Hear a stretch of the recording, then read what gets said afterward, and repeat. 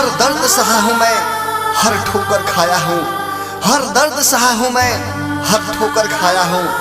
फूलों ने हमें चोट दे दिया, इसलिए आज कांटों से ही दिल लगाया हूँ, कांटों से ही दिल लगाया हूँ।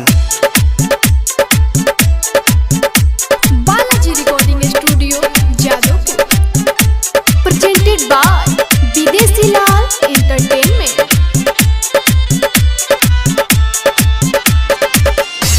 लागतावे डहर रहब मोहब्बत के नाम से, लागतावे डहर रहब मोहब्बत के नाम से।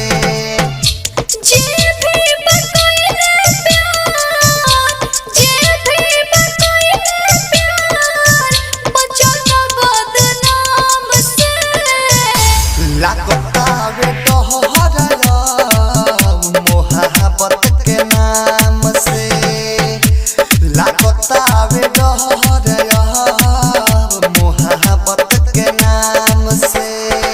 म्यूजिक डायरेक्टर टुनटुन बाबू साला, presented by Videshi Lal entertainment.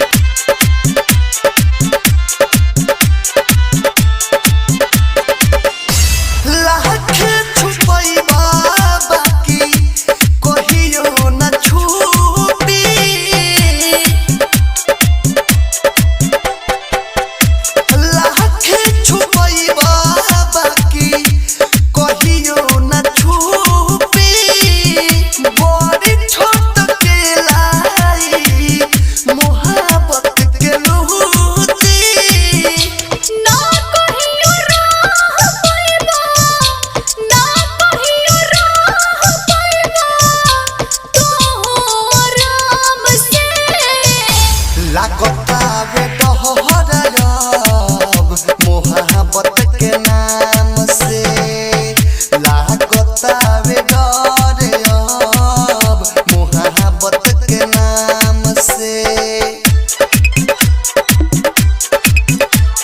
Presented by Videshi Lal entertainment. Music director टुनटुन बाबू साला,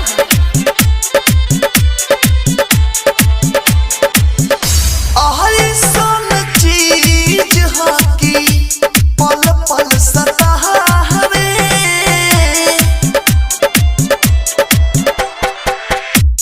अइसन चीज हकी पल पल सतावे। घुट घुट के कितना आशिकी जिंदगी बितावे। जुड़ जाला नाता आखरी, जुड़ जाला नाता आखरी, टाइम हो जाम से। लागतावे डहर रहब मोहब्बत के नाम से, लागतावे डहर रहब मोहब्बत के नाम से।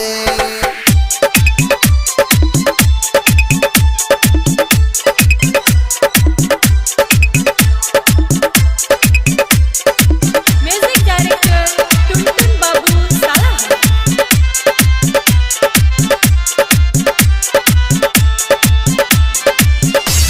दूरक से बेदर्दी बतिया लिखल सच्चाई।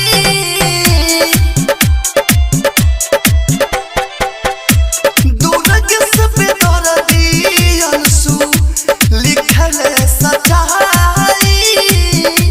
यहाँ तो विदेशी गावस सबका बुझाई।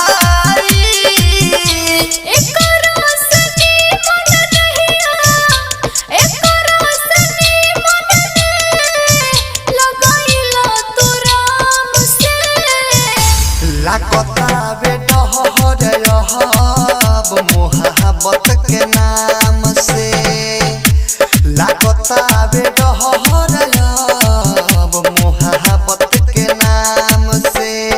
Balaji recording studio Jadav.